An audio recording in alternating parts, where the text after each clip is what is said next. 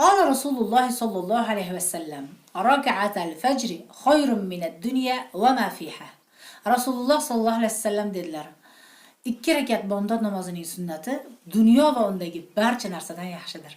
Boshqa bir hadisda esa man solla solata subhi va huwa fi zimmatillah, ya'ni fi hifzillah. Kimki bomdod namozini o'qisa, ya'ni tongi namozini o'qisa, ana o'sha odam Allohning zimmasida, ya'ni Allohning himoyasida hisoblanadi. Endi bomdod namoziga turmay qolsangiz falakat bosib, o'sha kuni falakat odamlarni ko'rasiz. Yandex chaqirsangiz mahallani nar yog'iga yetib keladi.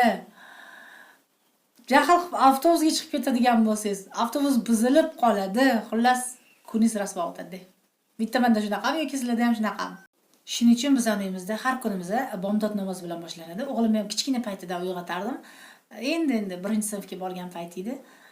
Buvi dodasi odatdagidek va buvi dodalar mehribon bo'ladi-ku.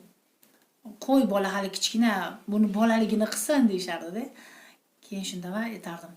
Xo'p, kechgacha men o'g'lim meni oldimga bezyon beshikasida yetib kelishiga kafolat berasizlarmi? Zimmanglarga olasizlarmi? Sam, "Yo'q, nimaga zimmamizga olishimiz kerak?" deyishardi.